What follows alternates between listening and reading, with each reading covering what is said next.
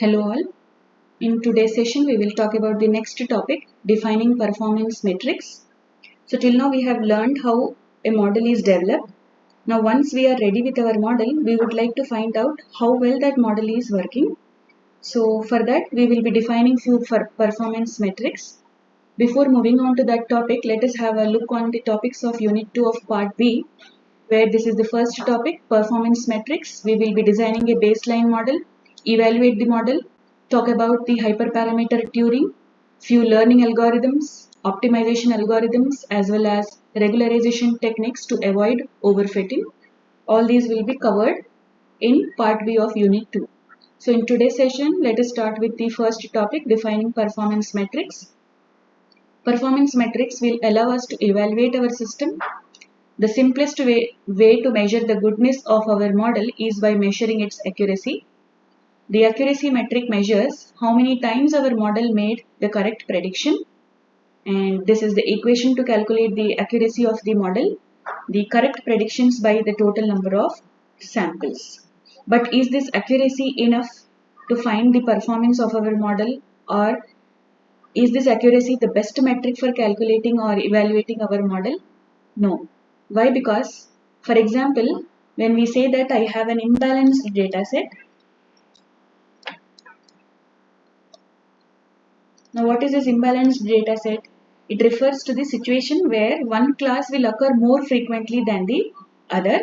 For example, I can say imbalanced data set is identifying rare diseases, fraud detection, classification of email as spam or not spam. All these come under imbalanced data set type. That is, one class occurs more frequently than the other. For example, I have a data set of 1000 people. Out of these 1000, only one person is having that rare disease, and the remaining 999 are not having the disease. And my model predicts these people, 999, as not having disease and fails to find out that one person who is actually having the disease. In such case, how do I calculate the accuracy? I'll calculate accuracy as 999, where my model has predicted these many people are not having the disease by total samples. So it will be somewhere around 99.9%. Now what do you notice here is, despite the accuracy is high, the model has missed this actual class of case who is actually having the disease. That is, this parameter called as accuracy is misleading when we talk about imbalanced data sets. So in such cases, we will try to go for few other evaluation metrics also, which will measure different aspects of the model's prediction ability. So the first evaluation metric we will talk about is confusion matrix, precision and recall, and F-score. So let us start with the confusion matrix. The main goal of this confusion matrix is to describe the performance of the model from different angles other than taking accuracy into account. That is, few other metrics also we will be calculating taking confusion matrix into consideration. It is a table that describes the performance of a classification model. It is a 2x2 matrix which is used to determine the performance of classification models. The matrix itself can be easily understood, but the related terminologies may be confusing. Since it shows the errors in the model performance in the form of a matrix, hence also known as error matrix. So this is confusion matrix, where we have four parameters: true positive, false negative, false positive, and true negative. These values of positive come along the predicted class, that is along the columns. So if it is positive, I get positive and positive in these blocks, and for example this is negative, I get negative and negative along the predicted class. Now how do I get these true false values is along the actual class, that is along the rows. Actually positive, predicted as positive, true. Actually positive, predicted as negative, false. Actually negative, predicted as positive, false. Actually negative, predicted as negative, true. Hope you have understood how these four parameters are designed in a confusion matrix. You can have either way. You can have here actual values and here also predicted values. So based on that, you can write all these 4 parameters. For example, consider here 1000 patients data, and out of those 1000 patients, 100 who are actually sick as well as predicted as sick, and 30 who are sick but predicted as healthy, 70 who are healthy predicted as sick, and 800 who are healthy predicted as healthy itself. So out of these 1000, these are the 2 predictions which my model has predicted very well. That is, 100 patients who are sick are predicted as sick, and 800 patients who are healthy are predicted as healthy. So accuracy here will be the total predictions, that is 100 plus 800 divided by the total number of samples, that is 1000. Coming to true positive means what? The model will correctly predict yes, that is the patient is having disease. And what is true negative? The model will correctly predict it as no, that is the patient is not having the disease. Now coming to these two, false positive and false negative, these are the parameters which we would like to reduce so that my model performs very well, and these are called as errors in the model. And false positive is called as type 1 error, and false negative is called as type 2 error.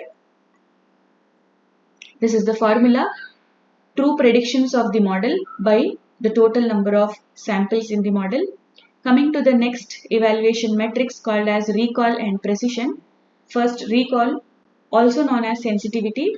It will tell how many of the sick patients our model has incorrectly diagnosed as healthy. In other words, how many times did the model incorrectly diagnosed a sick patient as negative, that is false negative. This is the formula to calculate recall: true positive by true positive plus false negative. Similarly, precision is quite opposite to recall, and the formula here is true positive by true positive plus false positive. Now, when do we go for recall and when do we go for precision is, for example, I talk about health monitoring system where we are trying to classify whether a person is healthy or sick, or whether a person is having cancer or not. In that case, I have these 2 errors, false positive and false negative. False positive is not having cancer, predicted as having cancer, and false negative is having cancer but predicted as not having cancer. In such cases, we try to concentrate on this error called as type 2 error in health monitoring system, and this belongs to the metric called as recall. So we try to reduce false negative so that my recall increases. So in such cases, in health monitoring system, we try to calculate recall where false negative is involved. Whereas in finding out or classifying a mail to be spam or not spam, where I have these 2 errors. So false positive is it is not a spam but categorized as spam. False negative is spam categorized as not spam. In such cases, when the mail is not spam but categorized as spam, then there might be a possibility of missing some important information because that mail got into the folder of spam. In such cases, we try to concentrate on this parameter called as precision, where we try to reduce the false positive values to increase our model's performance. Coming to the next parameter, F-score.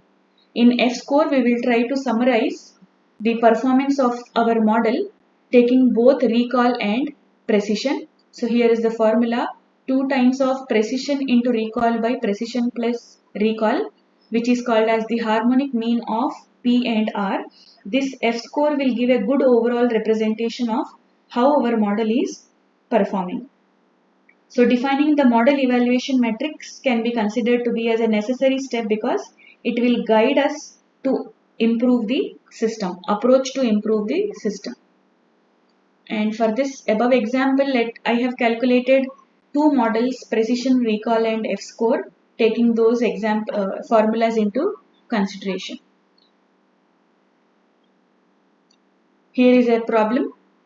Here is an example where we are talking about 100 people data set, where out of 100, 10 who are having tumor are predicted positive, that is 10 are predicted as having tumor, who are actually having tumor. 60 people who don't have tumor are predicted as negative, and 22 are predicted as positive of having a tumor, and 8 people who have tumor are predicted as negative. Taking these data into consideration, let us draw the confusion matrix, where out of 100, 60 who are not having a tumor are predicted, 60 who are not having tumor. Here you have actual values are along the columns and predicted along the rows.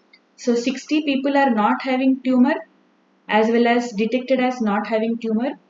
8 who are having tumor and detected as not having tumor. 22 who are not having tumor and classified as having tumor, and last one 10 who are having tumor and as well as classified as having tumor. This is the confusion matrix for the given above data, and when I calculate substituting all the values of TP, TN, I'll get these values. Accuracy is correct predictions TP plus TN by TP plus TN plus FP plus FN. Now what is 60 here? To find out the positive and negative values, I told you we need to go along the prediction values. So here in this table, my prediction is along the rows. So this is the negative prediction, and this is positive, negative and positive. Actually not having cancer, and as well as detected as not having cancer, true negative. Having cancer, detected as not having, false. Not having cancer, detected as having cancer, false. And here who are having cancer as well as detected as having cancer, it is TP. So TP plus TN by the total number of samples will give you the accuracy, which is 70%. Recall is TP by TP plus FN. Here TP is 10. So TP by 18 will give you 55% recall, 31% precision, and S1 score, the overall performance taking recall into and precision into consideration, I got 39%. So this is the end of today's session.